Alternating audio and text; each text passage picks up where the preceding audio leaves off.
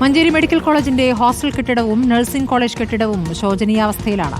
നിരന്തരം പരാതി നൽകിയിട്ടും പരിഹാരമില്ല. പഠിക്കാനും താമസിക്കാനും സൗകര്യമില്ലാതായതോടെ പ്രതിഷേധവുമായി വിദ്യാർത്ഥികൾ രംഗത്ത് വന്നു. മന്ത്രിയുടെ സന്ദർശനത്തിനിടെ പിന്നാലെയാണ് വിദ്യാർത്ഥികളുടെ പ്രതിഷേധമുണ്ടായത്. അപ്പോൾ ഞങ്ങൾക്കിപ്പോൾ നിലവിൽ ഹോസ്റ്റലില്ല. പെട്ടെന്ന് ഹോസ്റ്റലിന് പ്രശ്നമാണെന്ന് പറഞ്ഞിട്ട് ഞങ്ങളോട് ഇവിടുന്ന് പെട്ടെന്ന് ഇറങ്ങി പോകാനാണ് പറഞ്ഞത്. അപ്പോൾ അത്രയും ഞങ്ങൾ ഇവിടെ പഠിക്കാൻ വന്നത് ഇവിടെ ഹോസ്റ്റൽ സംവിധാനം ഉണ്ട് എന്നുള്ള ഒരു ഇതിലാണ് ഞങ്ങൾ ഇങ്ങോട്ട് വന്നിട്ടുള്ളത്. അപ്പോൾ ഞങ്ങളിപ്പോൾ എല്ലാവരും ഒരു ആശങ്കയിലാണ് ഹോസ്റ്റലിൻ്റെ കാര്യം. പിന്നെ സെക്കൻഡ് ഇയർ ഫസ്റ്റ് ഇയർ ഞങ്ങൾക്ക് കുറേ റിക്വയർമെൻറ്റ്സ് കംപ്ലീറ്റ് ആക്കാണ്ട്. അപ്പോൾ ഇതൊക്കെ എഴുതാനും വായിക്കാനും ഒന്നും സമയം കിട്ടുന്നില്ല. കോഴിക്കോടൊക്കെ ഉള്ള വരുന്ന കുട്ടികൾ പോയി വരാമെന്ന് പറഞ്ഞ ഒരു പ്രശ്നമാണ്, ഫിറ്റ്നസ് പ്രശ്നമാണ്. പക്ഷെ എന്നാൽ അതിൻ്റെ മെയിൻ്റനൻസ് ആയിട്ട് ആരും ഒന്നും നോക്കണമെന്നില്ല. കുറേ ആൾക്കാർ വന്ന് പോകുന്നുണ്ട് എന്നുള്ളത് ഒരു പ്രശ്നം, ഒരു തീരുമാനം ഇതുവരെയായിട്ട് ആയിട്ടില്ല. ഇപ്പോഴും മാഡംസ് ഒക്കെ പറയുന്നത് വെച്ചാൽ ഇതുവരെയായിട്ട് ഹോസ്റ്റലിൻ്റെ കാര്യങ്ങളോ ആയിട്ടില്ല. നിങ്ങൾ പുറത്ത് ഹോസ്റ്റൽ എടുക്കുക അല്ലെങ്കിൽ വീട്ടിൽ നിന്ന് വരിക എന്നാണ് പറയുന്നത്. 8 to 4 മണി വരെ ഞങ്ങൾ ഇവിടെ വന്ന് 8 മണി മുതൽ 1 മണി വരെ ഡ്യൂട്ടി ചെയ്യണം. അത് കഴിഞ്ഞിട്ട് ക്ലാസ്, അത് കഴിഞ്ഞ് വീട്ടിലെത്തിയിട്ട് കാര്യങ്ങൾ കുറേ എഴുതാനും പഠിക്കാനുണ്ട്. അതുപോലും അതിനുള്ള സമയം പോലും കിട്ടുന്നില്ല. HDSന്റെ സ്റ്റാഫാണത്, സർക്കാർ നിയോഗിച്ചിട്ടുള്ള സ്റ്റാഫല്ല. പക്ഷേ ആ പാവങ്ങൾക്ക് എന്തുകൊണ്ട് കൊടുത്തില്ല എന്നുള്ളത് പരിശോധിക്കും. HDS ചെയർമാൻ ഞാൻ പറഞ്ഞ കാര്യം ആവർത്തിക്കുന്നു. ജില്ലാ കളക്ടർ, MLA, MP ഉൾപ്പെടെയുള്ളവർ ഇതിൽ അംഗങ്ങളാണ്. അത് കൊടുക്കേണ്ടതാണ്, ഇവിടെ ആശുപത്രി കൊടുക്കേണ്ടതാണ്. എന്തുകൊണ്ട് കൊടുത്തില്ല എന്നുള്ളത് പരിശോധിക്കും. മെഡിക്കൽ കോളേജിൽ 500ഓളം താൽക്കാലിക ജീവനക്കാർ ശമ്പളമില്ലാതെ പ്രതിസന്ധിയിലുമാണ്. 200ഓളം പേർക്ക് 2 മാസമായി ശമ്പളം കിട്ടിയിട്ടില്ല. ശമ്പളം നൽകേണ്ടത് മെഡിക്കൽ കോളേജിന്റെ ഉത്തരവാദിത്തമാണെന്നും സർക്കാരിന്റേതല്ല എന്നുമായിരുന്നു ആരോഗ്യമന്ത്രിയുടെ പ്രതികരണം. അഷ്കർ അലി വിവരങ്ങളുമായി. അഷ്കർ, ഒന്നിലധികം പ്രശ്നങ്ങളാണ് ഇപ്പോൾ വിദ്യാർത്ഥികൾ പറയുന്നു. അതോടൊപ്പം ജീവനക്കാർക്ക് ശമ്പളമില്ല എന്ന വിഷയം ഇവിടെ ഇപ്പോൾ മന്ത്രി സന്ദർശനം നടത്തുമ്പോൾ ഇത് മന്ത്രിക്ക് മുന്നിൽ അവതരിപ്പിക്കപ്പെടുന്നു. എങ്ങനെയാണ് ഇതിനോട് മന്ത്രിയുടെ പ്രതികരണം?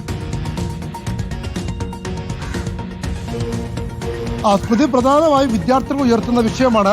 അവിടെ മഞ്ചേരി ഗവൺമെന്റ് നഴ്സിംഗ് കോളേജിൽ പഠിക്കുന്ന വിദ്യാർത്ഥികളാണ്.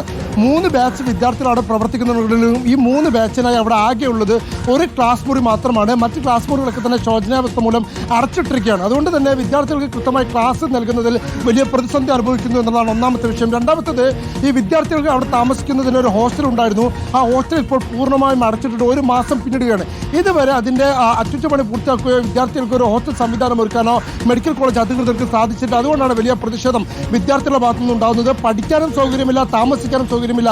തങ്ങൾ എന്താണ് ചെയ്യേണ്ടത് എന്നുള്ളതാണ് വിദ്യാർത്ഥികൾ ഉന്നയിക്കുന്ന ചോദ്യം. കോഴിക്കോട് നിന്നും അതുപോലെ തൃശ്ശൂരിൽ നിന്നും അടക്കം വിദൂര ദിക്കിൽ നിന്ന് വന്ന് പഠിക്കുന്ന വിദ്യാർത്ഥികളൊക്കെ തന്നെയുണ്ട്.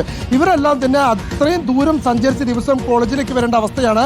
ഒരു സുപ്രഭാതത്തിലാണ് ഇവർ വിദ്യാർത്ഥികളൊക്കെ തന്നെ ഈ കോളേജ് ഹോസ്റ്റലിൽ നിന്നും ഇറങ്ങിപ്പോകാൻ അധികൃതർ നിർദ്ദേശം നൽകുന്ന ഒരു സാഹചര്യമുണ്ടായി. ഇതോടെ തന്നെ ഇവരുടെ താമസ സൗകര്യം പ്രതിസന്ധിയിലാവുന്ന സാഹചര്യമുണ്ടായി. അതുപോലെ തന്നെ ആവശ്യത്തിനുള്ള ലാബുകളില്ല, സജ്ജീകരണങ്ങളില്ല എന്നുള്ള പ്രശ്നങ്ങളൊക്കെ തന്നെ വിദ്യാർത്ഥികൾ ഉന്നയിക്കുന്നുണ്ട്. മന്ത്രിയുടെ സന്ദർശനത്തിന് തൊട്ട് പിന്നാലെയാണ് ഇത്തരത്തിൽ വിദ്യാർത്ഥികൾ പ്രതിഷേധമായി രംഗത്തെത്തുന്ന സാഹചര്യമുണ്ടായത്. അതേസമയം തന്നെ അവിടെയുള്ള താൽക്കാലിക ജീവനക്കാരും സമാനമായ രീതിയിൽ വലിയ പ്രതിസന്ധി അനുഭവിക്കുന്നു. HDSന് കീഴിൽ നിയമിതരായിട്ടുള്ള 200-ലധികം ആളുകൾക്കാണ് 2 മാസമായി 1 രൂപ പോലും ശമ്പളം നൽകാത്ത അവസ്ഥയുള്ളത്.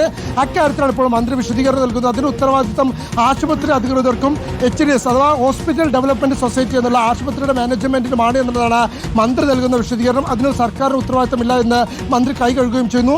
എന്നാൽ HDS അനൗദ്യോഗികമായി പറയുന്നത് ഈ കാസ്പിലുള്ള ഏകദേശം അതിന് കീഴിൽ നിയമിതരായിട്ടുള്ള 200-ലധികം വരുന്ന ആളുകൾക്കാണ് ശമ്പളം നൽകാത്തത്. അത് സർക്കാർ ഈ HDSന് 40 കോടി രൂപയോളം നൽകാനുണ്ട്. അത് ലഭിച്ചാൽ മാത്രമേ അവർക്ക് ശമ്പളം നൽകാൻ കഴിയൂ എന്നുള്ള നിലപാട് HDSും അനൗദ്യോഗികമായി വിശദീകരിക്കുന്നു. എന്തായാലും ഈ ഇത്രയും ജീവനക്കാർ, അതും തുച്ഛമായ ശമ്പളത്തിന് 10,000-15,000 രൂപയ്ക്ക് വരെ ജോലി ചെയ്യുന്ന, ദിവസന വേതനത്തിനൊക്കെ ജോലി ചെയ്യുന്ന താൽക്കാലിക ജീവനക്കാരൻ ഇപ്പോൾ ശമ്പളമില്ലാതെ പ്രതിസന്ധിയിൽ കഴിയുന്ന ഒരു സാഹചര്യമുള്ളത്.